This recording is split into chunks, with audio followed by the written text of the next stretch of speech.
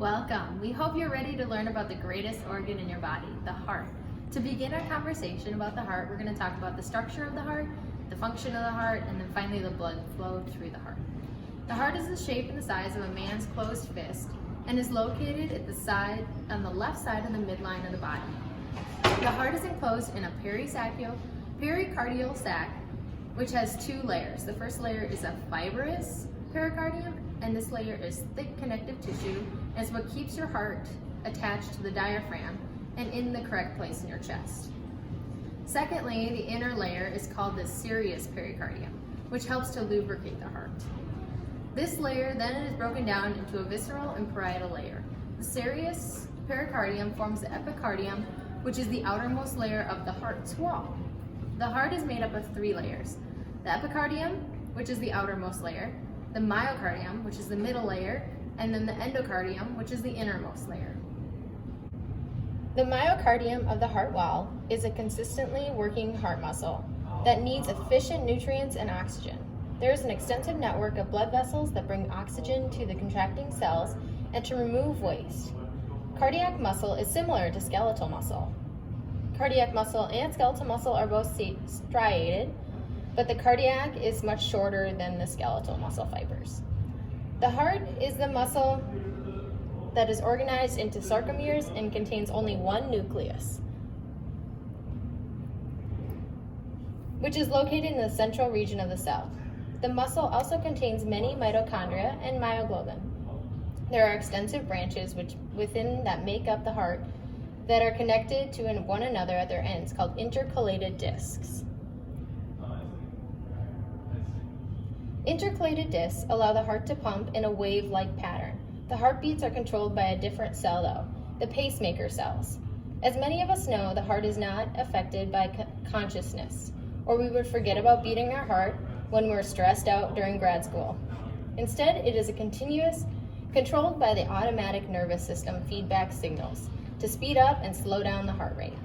These cells can also respond to various hormones that modulate heart rate to control blood pressure. Within the heart walls, there are four chambers: the right atrium, the right ventricle, the left atrium, and the left ventricle. The right atrium, which is a thin-walled chamber, receives deoxygenated blood from systemic veins. The right ventricle, which is under low pressure, pushes blood to the pulmonary artery and then heads to the lungs to get fresh oxygen. The left atrium is a thin-walled chamber as well that receives oxygenated blood from the pulmonary veins, and the left ventricle is a thick-walled chamber that forcefully pumps the blood out of the heart through the aorta. The valves of the heart allow the blood to flow in one direction without exceptions. The atrioventricular valves are also known as the cuspid valves. They are between the atria and the ventricles. The right atrioventricular valve is also known as the tricuspid valve. And the left atrioventricular valve is called the bicuspid or mitral valve.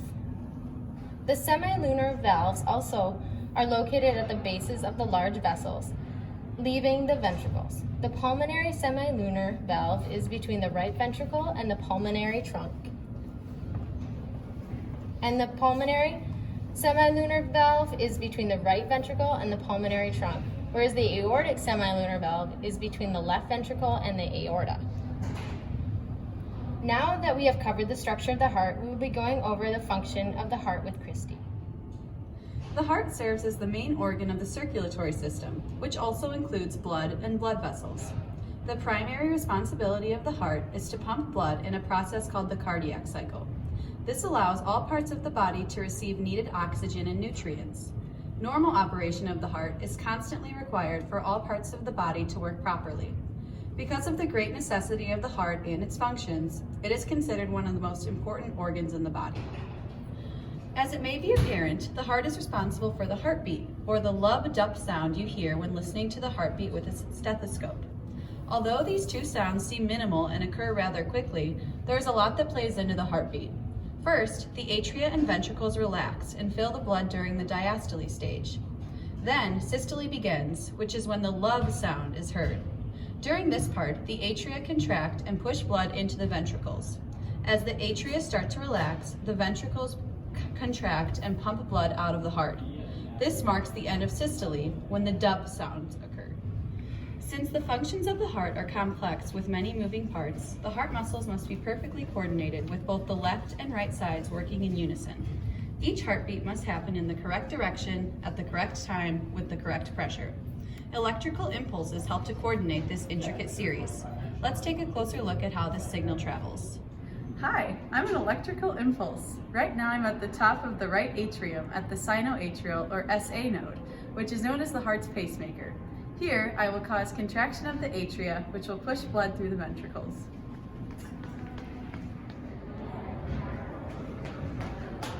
Now I have traveled to the bottom of the right atrium, to the atrioventricular or AV node. The cells at this location act as a gate. They help to slow the signal down so the atria and ventricles don't contract at the same time. Next, some special fibers in the ventricle walls called Purkinje fibers are going to carry me along the heart muscle, which will cause ventricle contraction. And that's how I coordinate the heart movements. Now that you have an understanding of what the heart does and how it does it, let's dive into how the blood flow in the circulatory system occurs. Here we have our deoxygenated blood cell.